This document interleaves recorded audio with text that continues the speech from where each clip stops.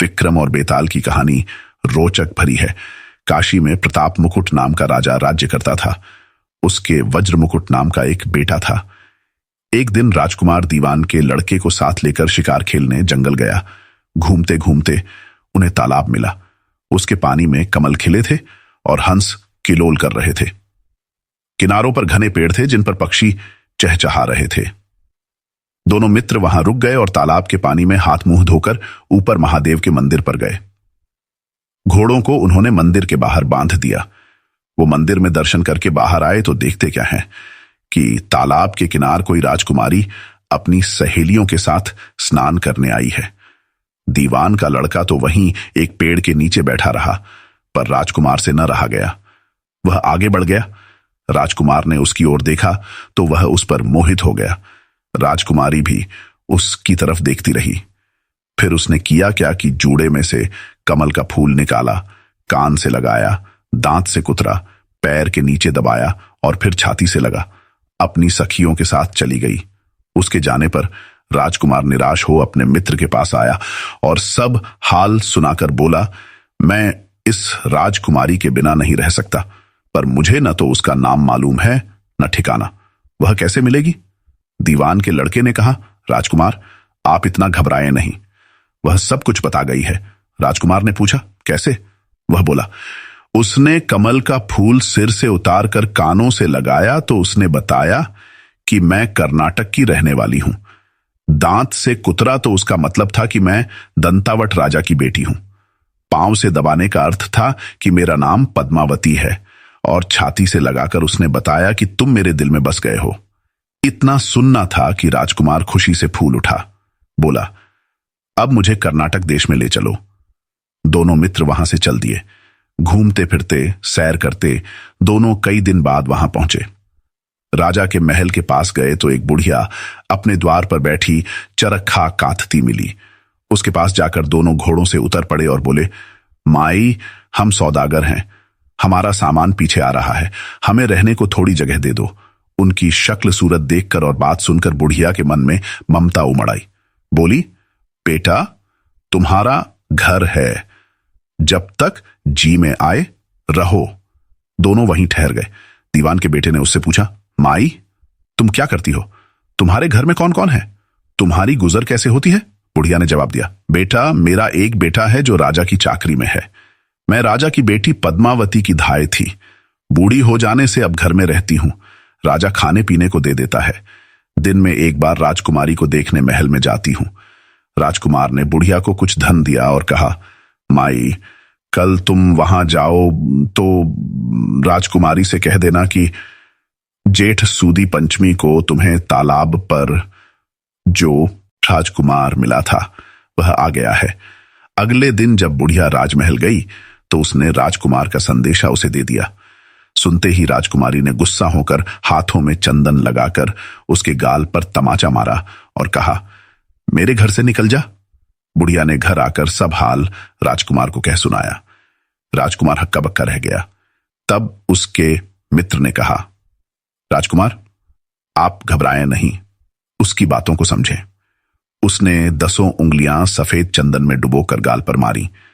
इससे उसका मतलब यह है कि अभी 10 रोज चांदनी के हैं। उनके बीतने पर मैं अंधेरी रात में मिलूंगी। 10 दिन के बाद बुढ़िया ने फिर राजकुमारी को खबर दी तो इस बार उसने केसर के रंग में 3 उंगलियां डुबोकर उसके मुंह पर मारी और कहा, भाग यहां से। बुढ़िया ने आकर सारी बात सुना दी। राजकुमार शोक से व्याकुल हो गया। दीवान के लड़के ने समझाया, इसमें हैरान होने की क्या बात है? उसने कहा है कि मुझे मासिक धर्म हो रहा है। 3 दिन और ठहरो। 3 दिन बीतने पर बुढ़िया फिर वहां पहुंची।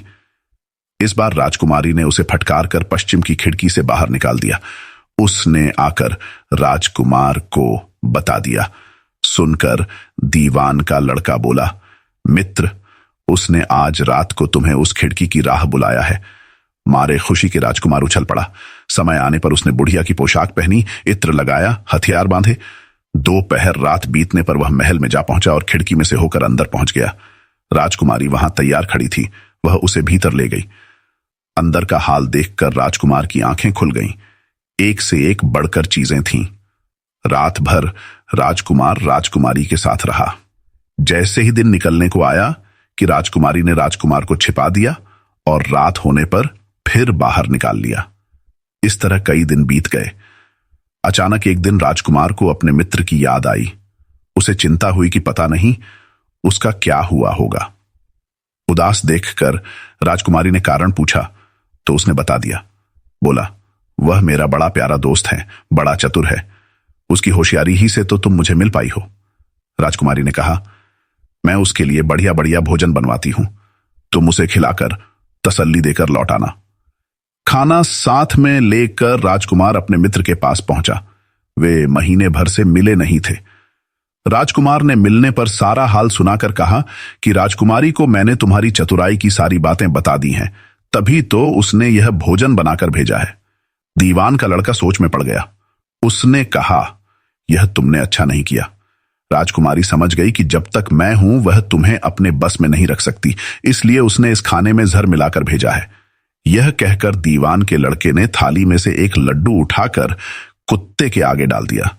खाते ही कुत्ता मर गया। राजकुमार को बड़ा बुरा लगा। उसने कहा, ऐसी स्त्री से भगवान बचाए, मैं अब उसके पास नहीं जाऊंगा। दीवान का बेटा बोला, नहीं, अब ऐसा उपाय करना चाहिए जिससे हम उसे घर ले चले। आज रात को तुम वहां जाओ। जब राजकुमारी सो जाए तो उसकी बाईं जांघ पर त्रिशूल का निशान बनाकर उसके गहने लेकर चले आना। राजकुमार ने ऐसा ही किया।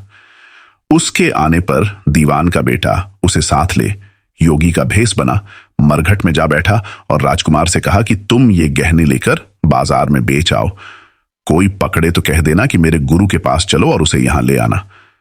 राजकुमार गहने लेकर शहर गया और महल के पास एक सुनार को उन्हें दिखाया। देखते ही सुनार ने उन्हें पहचान लिया और कोतवाल के पास ले गया। कोतवाल ने पूछा तो उसने कह दिया कि ये मेरे गुरु ने मुझे दिए हैं। गुरु को भी पकड़वा लिया गया। सब राजा के सामने पहुंचे। राजा ने पूछा, योगी महाराज, ये गहने आपको कहां से मिले? योगी बने दीवान के बेटे ने कहा, महाराज, मैं मसान में काली चौदस को डाकिनी मंत्र सिद्ध कर रहा था कि डाकिनी आई। मैंने उसके गहने उतार लिए और उसकी बाईं जांघ में त्रिशूल का निशान बना दिया। इतना सुनकर राजा महल में गया और उसने रानी से कहा कि पद्मावती की बाईं जांघ पर देखो कि त्रिशूल का निशान तो नहीं है। रानी ने देखा तो सही में निशान था। राजा को बड़ा दुख हुआ। बाहर आकर वह योगी को एक ओर ले जाकर बोला, महाराज, धर्मशास्त्र में खोटी स्त्रियों के लिए क्या दंड है? योगी ने जवाब दिया, राजन, ब्राह्मण, गऊ, स्त्री, लड़का और अपने आसरे में रहने वाले से कोई खोटा काम हो जाए तो उसे देश निकाला दे देना चाहिए। यह सुनकर राजा ने पद्मावती को डोली में बिठाकर जंगल में छुड़वा दिया। राजकुमार और दीवान का बेटा तो ताक में बैठे ही थे।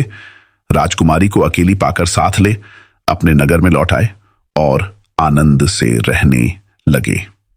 दोस्तों, अगर कहानी पसंद आई हो तो लाइक जरूर करें और ऐसी ही और कहानियां सुनने के लिए हमारे चैनल को सब्सक्राइब जरूर करें। धन्यवाद।